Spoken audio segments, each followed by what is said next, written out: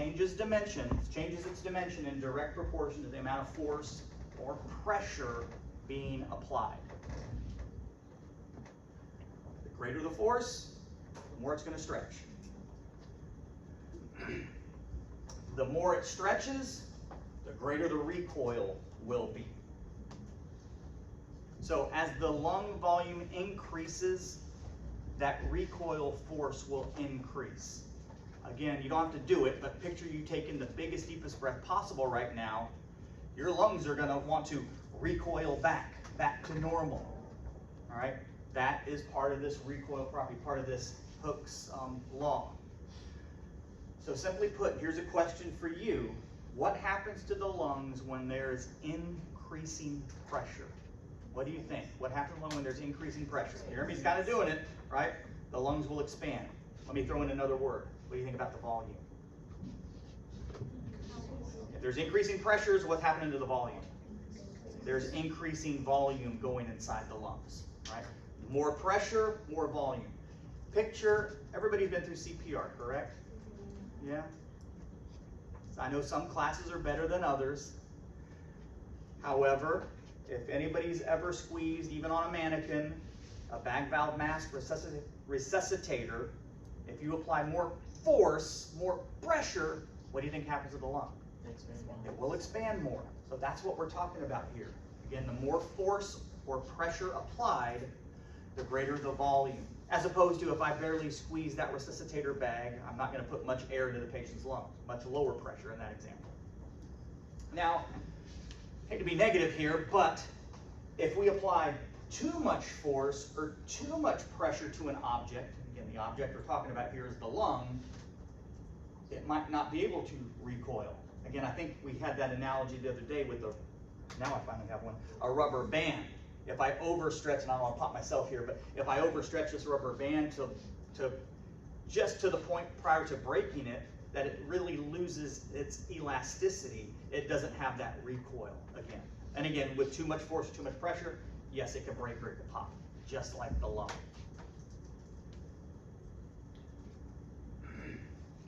All right, the graph that's pictured here. This graph is found on page 51. It's what we call as a pressure volume loop. Pressure and volume. Pressure volume loop. And it's showing the loop or the graph during inspiration here and expiration. This loop or this curve is nonlinear, which means it follows a different path during inspiration than it does during expiration. If it didn't, it would just basically fall right back over itself. Okay? So there's different pressures, different volumes based on if we're in inspiration or expiration. The phenomenon or concept that's known as hysteresis is the fact that the inflation curve and the deflation curve are not the same. They follow a different path. And so what this shows us is that the same distending pressure, the lung volumes themselves are actually greater during deflation than inflation. If you were to just pick any spot, pick any pressure, and let's just use 10 as the example, well, how much volume is in here during inspiration? But if I take that same pressure, 10, and say, well, what's the volume at expiration? It's way up here. Again, it takes more pressure, more force to open the lung during inflation than it does during exhalation. Okay? It takes more force during inhalation or inspiration than it does during exhalation or expiration. It takes more energy to inflate the lung than it does to deflate the lung. Part of the reason for that is what's already happened during exhalation. All the alveoli are already opened. Okay, so as the breath's coming out, there's much less pressure, as opposed to if you picture the alveoli as thousands and millions of little balloons. These are balloons during exhalation that have already been opened. And so it doesn't take as much pressure during exhalation as opposed to inhalation. Anybody ever blown up a balloon? Just one balloon, and initially it takes a lot of oomph to get that balloon open. Think about that during inhalation of your lung. Okay, it's going to take more force to open it to get inflation to occur than during exhalation or during deflation of the alveoli. Again, when we talk about transpulmonary pressure, the higher the transpulmonary pressure should relate to more volume going into the lung. Kenzie? I'm sorry, can you show what you did on the graph again, like with what was higher, what was lower when you did that? Okay, so I got lost. it's okay. So for that, I'm just picking a pressure. Okay. Okay, so I'm just picking 10 as an example. 10. So let's see what again, this height represents volume. Let's see what the volume is when the pressure is 10 during inspiration. And I'm just going to follow this up. I try to keep it a straight line as best I can. I only go up this far during inhalation. So if I follow this across, okay, that's what the volume is at a pressure of 10. But that's during inspiration. If I take that same pressure and say, well, what is the volume during exhalation? Notice where I'm going to go all the way. And again, I'm assuming I'm drawing a straight line. I don't know if I am or not. But say it's about approximately there. That's the volume they're able to have during the expiratory portion of the curve. Meaning it takes, for a given pressure, you're going to have more volume in the lung during exhalation than you would during inhalation for a specific pressure. Again, what does that mean to us? It takes more pressure to inflate the lung than to deflate the lung. All right, so at the beginning of inspiration, some alveoli are, I'm sorry, Faith. Just like a follow-up question Yep. for that last slide. So even if it wasn't a straight line when you did it at the pressure of 10, like the line roughly looked about 25, and then when you did it for the expiration, it was like roughly 75. Yes. Was that always the ratio of kind of like the 1/3 to the 2/3? For a normal person's lung, that would be an approximate comparison. Okay, I will give a few examples a little bit later where how disease can kind of mess up the appearance. It's still going to take more pressure to inflate than deflate. That's not going to change. But where you may see some differences with disease or illness with something like this. All right, so at the beginning of inspiration, think about the alveoli. There's some alveoli that are closed. Their walls already stuck together. Okay, so kind of pictured what's up at the top. As inspiration continues, these alveoli that were closed previously will begin to be forced open. A term that we like to call, those alveoli are being recruited. They're being opened up, okay? By increasing their transpulmonary pressure. Again, what was the transpulmonary pressure gradient representing again? Keeping the alveoli open. Okay, so the higher the transpulmonary pressure, the more open we can keep these alveoli. So, as we begin inspiration, even these previously collapsed alveoli will be, quote unquote, recruited, will be opened, but what happens to the previously opened alveoli?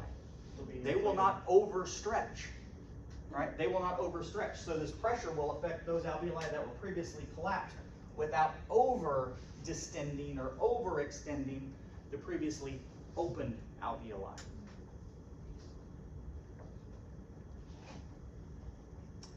This is a CT image of a patient. Again, with imaging, air will appear darker in color, fluid, blood, tissue will appear whiter in color. What's pictured on the left and the right is the same patient at two different points of time. The picture on the left, look how white the lungs are. Do you see much air in here? No. What do you think their alveoli must look like then? They're collapsed, they're closed, there's very little air in there at all.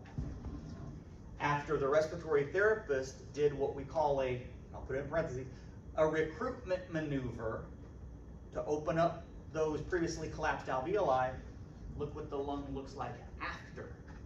See, I'm not saying it's perfect, but would you say there's more air here on this imaging than that particular image?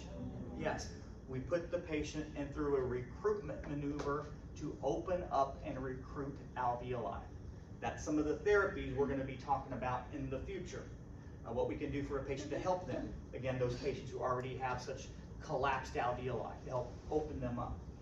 Because if the alveoli are collapsed, is gas exchange really occurring? No.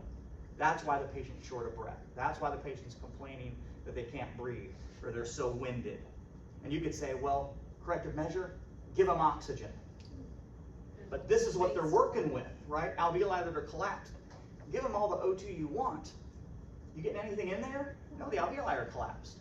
So when we do these, and again, we'll talk about how later, these recruitment maneuvers to open up alveoli, their oxygenation or their ability to oxygenate will improve like that once you get those alveoli that were previously closed opened up. All right, next picture. So here's a lung, here's a pair of lungs, right? And do you see, again, I know it's hard to tell, you'll see when I give you some of these other pictures, there's a lot of collapse here, okay? Some of these areas, there's just not a lot of air in there, right? So there's a lot of atelectasis, there's a lot of collapse of alveoli. Slowly, during a recruitment maneuver, I may start to see this. I still see areas of atelectasis, areas of collapse, but as we continue the recruitment maneuver, notice how much more inflated the lung will look over a very short period of time. This can be over just a series of a handful of breaths. Okay? That's what we're talking about. We're talking about trying to recruit or open up alveoli. Here's the actual imaging of it. Notice the lungs were inflated, completely collapsed. There's inhalation, exhalation. Now we're going to start doing some recruitment maneuvers. We're starting to recruit more alveoli. Inhalation, exhalation, inhalation, exhalation, inhalation, exhalation, inhalation again.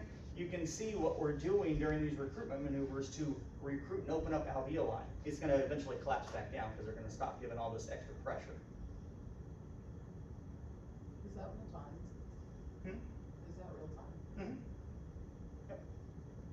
Now, disease and illness could affect the timing. This being a normal, quote unquote, lungs, it works pretty quickly, just a matter of a few breaths. And you don't see what we're doing on the other end to cause the lungs to stay inflated, but each moment, inhalation, exhalation. So you can see even when the alveoli collapse, or when exhalation occurs, right here, the alveoli are completely collapsed. Recruitment on YouTube. That's actually a mouse's lung that they did a recruitment maneuver for. All right, let's change gears just a little bit, and we'll talk about compliance. We'll talk about compliance. Right? The term compliance means this is a measure of the lung's opposition to inflation. When the lung doesn't want to inflate, okay? Compliance. Hopefully we have a healthy lung. Like I'm looking at you guys, hopefully your lungs are healthy and you have very well compliant lungs, where it's easy to expand your lungs. It's easy to let air get into your lungs because your lungs have such a good compliance. Okay, so measure of how easily the lungs can distend or inflate, whatever word you like to use there. Yes, there is a mathematical equation here. Don't worry, we're not going to do math just yet, but I'm just giving you forewarning. In the future, guess what we're going to be able to calculate for our patients? A measure of their lung compliance. So that's something we're going to have to do. We're going to be experts at solving an individual's lung compliance. But by definition, it's a change in lung volume produced by a change in pressure. Okay, so compliance equals change in volume over change in pressure.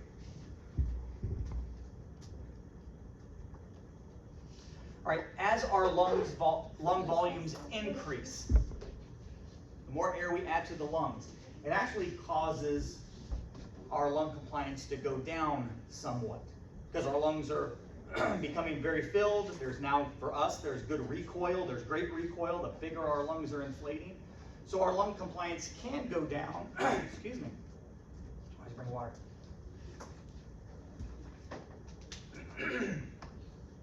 So our lung compliance will go down as our lungs become larger and larger, more and more and more inflated. Our lung compliance will go down.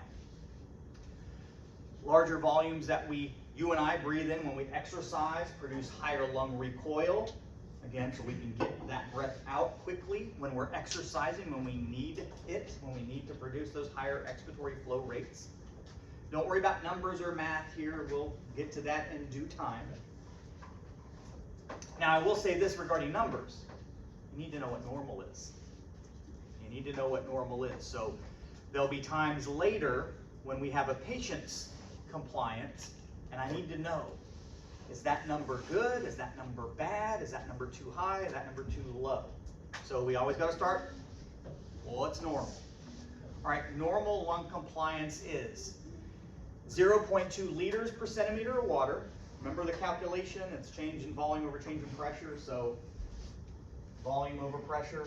So normal is 0.2 liters per centimeter or 200 milliliters per centimeter, just depending on the units we happen to be using at that time. And we can go and sometimes bounce back and forth between units here.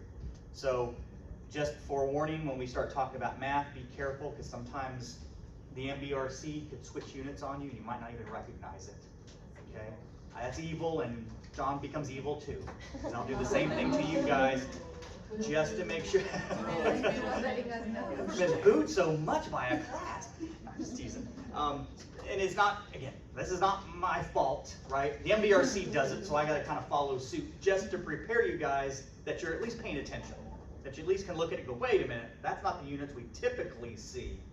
So you're not confused or not thrown off. All right, so things we will talk about at the bedside or in the hospital about the patient. We may describe the patient's lung compliance as being high or their lung compliance as being very low. And I want you to understand what that means. If we say a patient has a high compliant lung or a high lung compliance, if the number is significantly higher than the normal, that high compliance means the lungs could easily be inflated. There's not a lot of lung recoil that we're noticing about that patient. The other end of the spectrum, lung compliance that is falling or something significantly less than this normal, that means the lungs are becoming extremely stiff, difficult to inflate. They don't comply. Yeah, they're not complying very much, right? All right. So either the lungs could be normal, or they could easily distend, high compliance, or they really don't want to distend or expand, that would be low compliance. And yes, different disease states can affect an individual's lung compliance. Let's look at this. So if this is the graph, and this just represents the inspiratory limb of the curve. I'm not trying to put the expiratory, it gets way too busy looking here if you're just trying to compare these three. So if this represents a normal inspiratory limb of a pressure volume curve, and you can see the more pressure, the higher the pressure, the greater the volume, right? So the higher the pressure here, the greater the volume. That's what it's supposed to look like. Notice for the emphysema patient, their compliance is a lot higher than it normally should be. What's up with the emphysema patient? Because of their disease, their lungs lose the elastic recoil. They stretch, but they really don't have the good recoil like our lungs do. I don't want to get too much into analogies here, because then you're going to read too much into my personality. I'll throw this out. You have a piece of clothing that has elastic on it, and it's been stretched way too far because it's too old, you've had it forever. That piece of clothing that has elastic on it, it stretches too much, and now it really doesn't stay on anymore because it doesn't adhere tightly to your waist, as an example. You know, that would be something. It's losing its recoil, it's losing its elasticity. So even small changes in pressure cause great increases in lung volume in a lung that has a high compliance. In contrast, a disease like pulmonary fibrosis, and let me be clear, I know it doesn't say pulmonary, but this is pulmonary fibrosis, not to be confused with cystic fibrosis. That's another thing we'll talk about later. All right, so pulmonary fibrosis. Notice what happens with the curve. Even for an increasing pressure, and yes, the volume should go up, but notice it doesn't go up the way it normally should. What does that mean about the patient with a low compliant lung? Their lungs are very stiff. They don't want to easily expand. Now I have one rubber band in my hand that I'm stretching and falling. Picture I have 100 of these same rubber bands and I'm trying to stretch them. They're not going to be stretching so easily like this one is. All right? There's your patient with a stiff, non-compliant lungs. Pulmonary fibrosis is just one example of a disease or illness that causes the lung compliance to fall. Now picture this is our patient who we have on a mechanical ventilator, a positive pressure breathing device. And you're trying to put this patient on the ventilator. What do you think is going to happen airway pressure wise? It's going to require a great deal of pressure to try to inflate the lung because the lung's so stiff it doesn't want to expand. If it was an emphysema patient, boy, it wouldn't take much pressure. Boom, their lungs are completely full. All right, so know that, and we'll definitely get to those examples a lot more over the next 2 years in the program. Yep. So for emphysema, there's more elasticity, so it's easier to inflate. Yes, they because of the disease, and I don't want to get too much into disease because we have a whole class down the road that will talk about that. But with the disease and illness, it causes the lung fibers to lose their elasticity. They can easily inflate, but they don't really have the recoil. Remember we said before about that air trapping issue that those patients have? That's another contributing factor. Yeah, they get the air in, but because there's little recoil, it's hard for them to get the air out. Again, why they trap air. That's what I was gonna say, like just to make the connection, the emphysema patient was the one that has like the barrel chest, who will Yes. sit in the tripod position Yes. to try to get that air out. And I know, and I use emphysema because that's the disease the textbook used. You could throw emphysema, you could throw COPD, because honestly, COPD is really emphysema and chronic bronchitis together as one disease entity. So we typically don't use the word emphysema by itself anymore. We typically just call all those patients COPD patients. We used to, there's textbook definitions for emphysema, there's textbook definition for chronic bronchitis.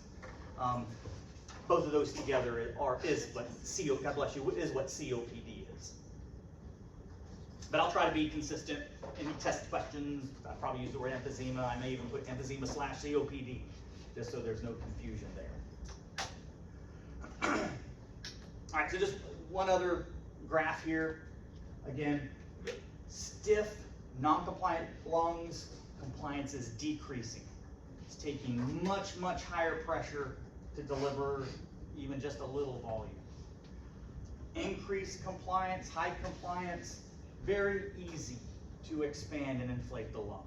So again, going back to our disease examples, emphysema was up here, high compliance. Pulmonary fibrosis was down here, a decrease or low compliance. Are we okay with compliance? So for the pulmonary fibrosis, these patients would have a hard time taking really deep breaths? Because their lungs have a high recoil. Super strong elastic. Picture their lungs are 1,000 of these rubber bands trying to expand. They don't want to expand very easily. All right, so they have trouble getting the air in. The air they can get in, it's generally a small amount. Or if you have that same patient and you're resuscitating them with that manual resuscitator to inflate their lungs, you're having to work extra hard. You're having to give them more force than you would have to give me with normal lungs, normal compliant lungs. I was about to ask about this again, but. Yep, yep. And you can, and trust me, when you do have those situations and you're the resuscitator, you're the bagger, which respiratory generally is, you can feel it. You can feel their resistance, or you can feel their compliance based on what's happening there. And again, we still have to do what? When you squeeze that resuscitator bag, how do you know when to stop? How do you know how hard to squeeze it? What are you looking for? Chest rising. Chest rising fall. And you think, boy, I'm really having to work hard just to get this chest to rise a normal amount. It's not like I'm popping their lung up here. No, it's taking a lot of oomph just to get their chest normally expanded. All right, surface tension. All right, surface tension. We've talked about this a little bit previously, but surface tension. The molecules of a water surface are attracted to each other. Right below and adjacent to the surface of that water, of that layer, near the surface. Just like seeing a small insect be able to walk on water. It's not a miracle they can walk on water. Their weight is light, but it's surface tension that is holding them up. I'm too big and fat. I step on that water, I'm going right through because the surface tension isn't that high. But for this light insect, it is. So it's that surface tension, again, at the surface of a water layer that kind of keeps the surface molecules kind of snug, holding together. That's its surface tension. Now we know this does apply to the lung because there is a fluid layer inside of each alveoli. And so I'm not going to say it's a layer of water. Water is a small component of it, yes, but there's other things that are in that layer. So when I say the film of liquid lining the alveoli that surrounds alveolar air, it's this liquid surface, because of surface tension, that causes the alveoli, or would cause the alveoli to collapse. Again, we know, what are the two reasons for lung recoil? There's two things. Elastic fibers of the lung parenchyma, the lung structure, the lung as an organ, but what's the other one? The primary one. Surface tension. Surface tension, the reason we have lung recoil.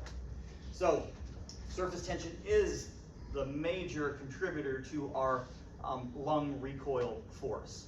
But we know, and we've already mentioned it previously, but we know because we have surfactant lining our alveoli, it's the surfactant that does what to surface tension? Reduces surface tension. Keeps surface tension so it's not an issue for us. So our lungs can easily expand and not feel like they're gonna collapse or that they will collapse. All right, Laplace's law deals with surface tension. Yeah, it looks like a mathematical formula, but don't worry, there's no math to solve here, so don't stress about it. I even considered not even including the formula that's here, but because I'm not going to ask questions about the formula, but I just wanted to share what's involved here with the formula to figure out what surface tension is. It does deal with the radius of a structure. So, based on Laplace's law, it will show that if surface tension remains constant, God bless you, smaller alveoli, smaller and smaller size and diameter, smaller alveoli will require higher distending pressures than large alveoli to keep them open. So if the surface tension of different diametered alveoli are the same, what Laplace's law tells us is these smaller alveoli will eventually empty into larger alveoli, causing what to happen to these alveoli? Collapse. Right? Atelectasis. Collapse. Because the small alveoli will end up dumping into the larger alveoli. That's because of surface tension. But again, it's the surfactant that alters that. So we could have alveoli of different diameters, different sizes, all coexisting together and not having the small ones dump into the large ones because of surfactant. So in this picture, again, without surfactant, small alveoli carry a higher distending pressure than the larger alveoli. They would empty, leaving those smaller alveoli collapsed. But because we have surfactant, alveoli of different diameters or different sizes can coexist together and not one empty into the other. And so which one is you and I right now? It's this one.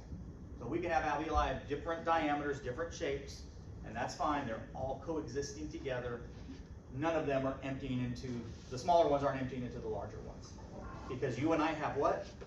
Surfactant that's lining our alveoli to help reduce surface tension. All right, critical opening pressure. Now, I almost gave this away with my previous description of a balloon, okay? But I think at some point in your life, you've blown up a balloon, right? Or at least tried to blow up a balloon. I know sometimes at my household, when my kids were little and we're blowing up manually blowing up balloons, we didn't have all the helium and stuff like we do now. Manually blowing up some balloons, my wife is up here, hand it to me. And so I'm trying, okay, I'll blow up the 6 balloons we have, give me a minute. I have this brand new balloon, and when I'm initially blowing it up, isn't it taking a higher force to get the balloon open? But once it's opened, it's really easy to continue to add air to that balloon.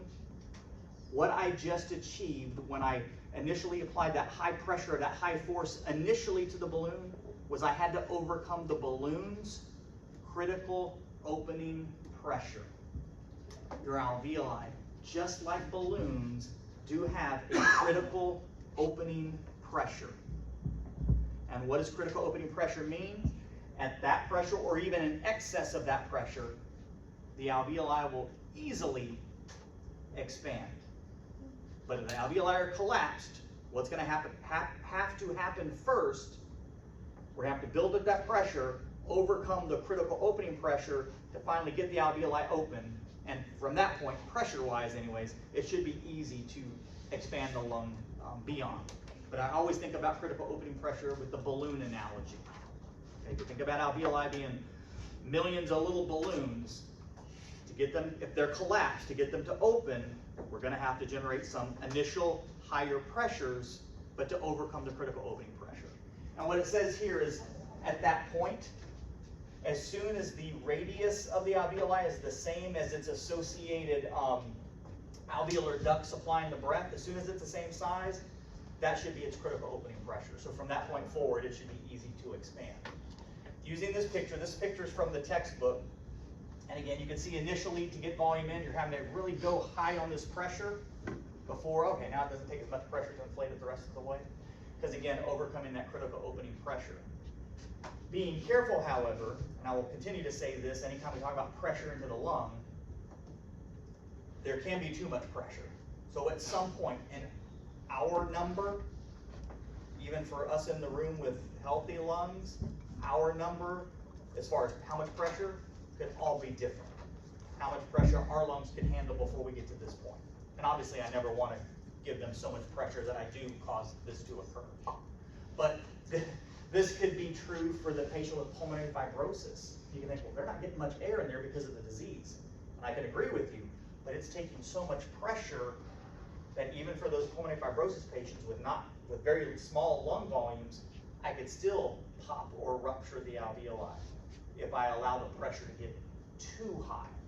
And in time, we'll start talking about numbers. Well, how much pressure is too much pressure? We're not there yet. We'll get to that in time.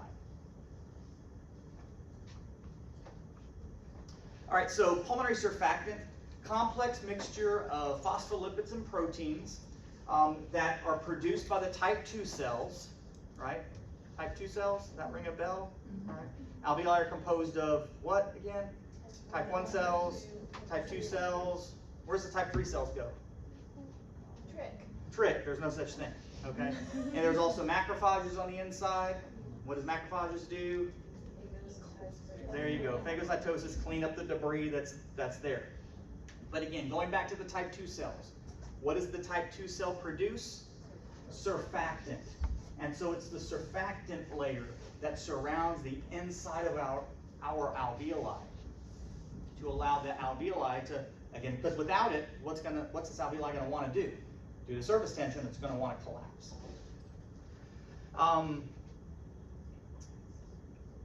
Situation here, okay? Not to get too much into the neonatal world just yet, we have a whole class later down the road about that. Babies that are born early, premature, their lungs, and believe it or not, the lungs are really the last major organ to develop. So if a baby is born early, premature, the issue that we have is their lungs producing surfactant, or surfactant in enough quantities yet to be able to support the lung. And so that's how we determine if the lungs are quote unquote mature enough. okay? Are they producing surfactant in large enough quantities?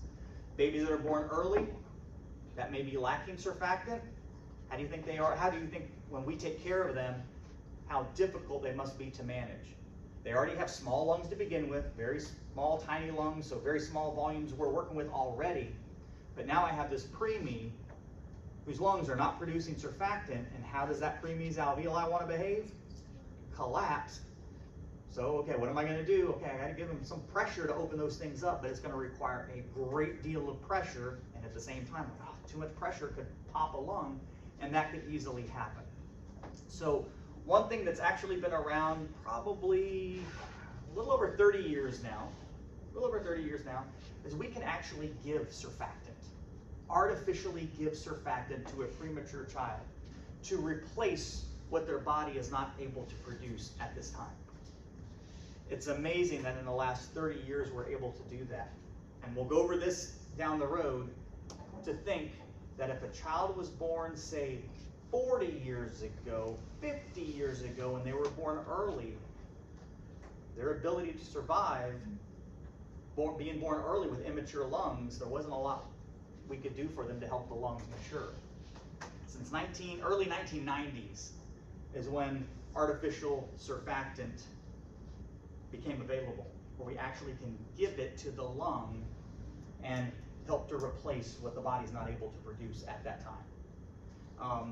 I wonder, I don't know I've never looked up the literature. I think I need to, because now that I'm talking about it, I'm curious. Survival rates post 1992-ish, I want to say. Survival rates for kids born early versus prior to survival rates for kids born premature. I guarantee you the survival rates are higher in this generation than it was for generations that came before. So does the surfactant help, like earlier on when you said that air will take the path of least of resistance? Mm-hmm. So with the surfactant, it will basically take that concept and kind of null and void it in a way? So to speak, because what does surfactant do? Ultimately, what does surfactant do? Decreases surface Decreases surface tension, which makes the lungs much easier to expand and accept volume at much lower pressures than would be required otherwise. And so, in case you're curious, and again, things could evolve, things could always change as technology and science advances, but how do you think we get surfactant into the lung? Give it IV? No, that'd get into the bloodstream. A lot of good it does there. Straight? If this was liquid surfactant, you know what we would do with it? Drink it, pour it down the A lot throat. of good it does in my stomach. We would actually put it into the trachea and into the lungs. When surfactant is administered, it's actually administered endotracheally down the trachea. We'll position the child this way. We'll put them on their side to allow that to mix. Like a mixed drink, right? We're not doing that to the baby. We're not doing that to the baby, right? But we will change position to allow that liquid to go through the lungs and go through the alveoli. Connor. Could you nebulize surfactant? They're doing studies of nebulized surfactant, but it's not there yet. I can see in the future them to get it to work right, but right now they have not been able to. But it's just amazing. This stuff's only been around for 30 years, and not that long, but it's amazing the survivability that we see with these preemies. Because there was a time, preemies that were born super early, it's sad, nothing we can do for them. They will not survive this. Today we're seeing kids born super early, which is still scary. I'm not saying because they're born early that, oh, don't worry, we got it now. No, there's still many, many, many risks. But the ability to overcome this surface tension, this high surface tension, by using surfactant is amazing that we can use that today. When I was in labor, they gave me like a steroid shot to like speed up the lung process because they knew that he was coming early. Yep. So they were like, If you don't mind me asking, approximately how early? Oh, I had him at 34 weeks. Okay, that's not bad. That's not bad. it's easy for me to say, I'm way over here, right? Just so you guys know, gestational age, which Mackenzie was saying, her child was born at 34 weeks. Full term, weeks-wise anyways, it's actually 40 weeks. 40 weeks. Now I know sometimes we'll say 36, 37, that's pretty close to full term. By definition, it's not full term. It's close. Everything's probably fine. 34, obviously a little early, a little premature for that, but when surfactant first begins to appear, I'm not saying it's normal, it's not saying it's like minor years just yet. When it first begins to appear is around week 22 to 24. When it first begins to appear. Now, I'm not saying the child born at 22 weeks, oh, they'll be fine.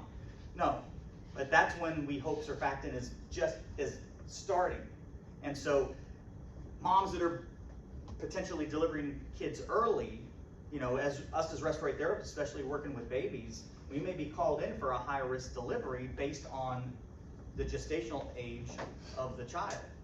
And trust me, when they call us and they say, okay, we have a mom in labor, she's premature, they tell us the weeks, we're all going, please start with a 3, please start with a 3. Because if they start with a 2, like, all right, well, 29? I'd rather 29 than 24.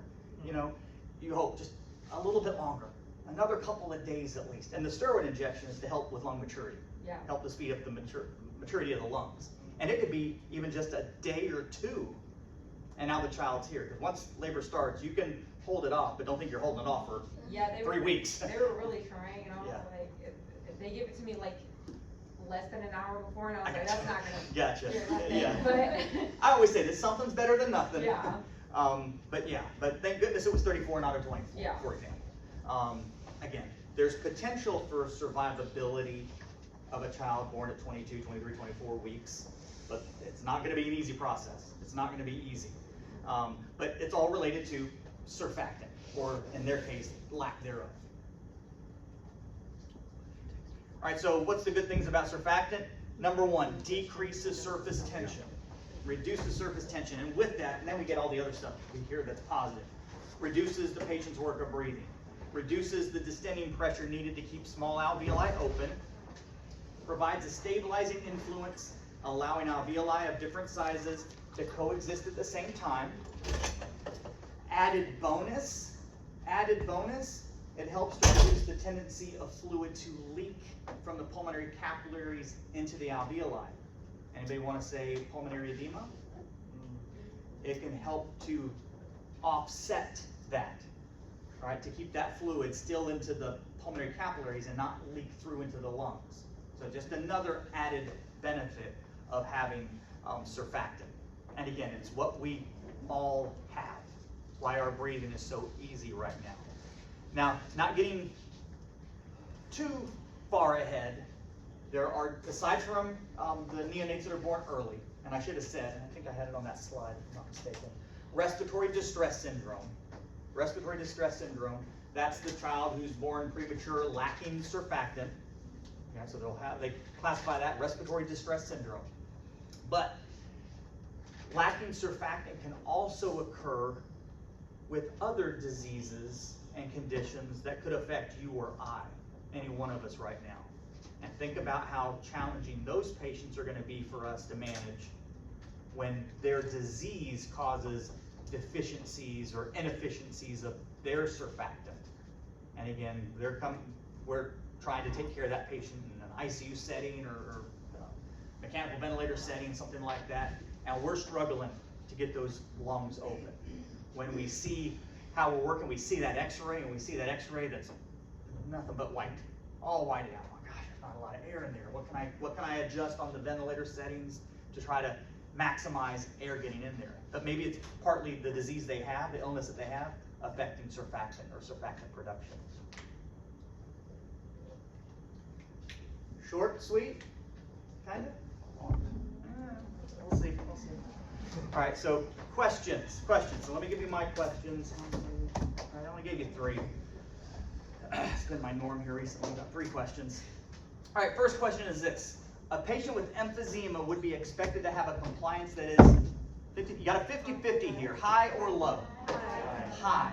Patient with emphysema more likely would have a high compliance. Again, easy for their lungs to expand. Let me change it. What about a patient with pulmonary fibrosis? Now I will say on the test, I won't give you what's in parentheses. I won't say stiff lungs. You should know pulmonary fibrosis causes stiff lungs. What would that have affected? Would that have on compliance?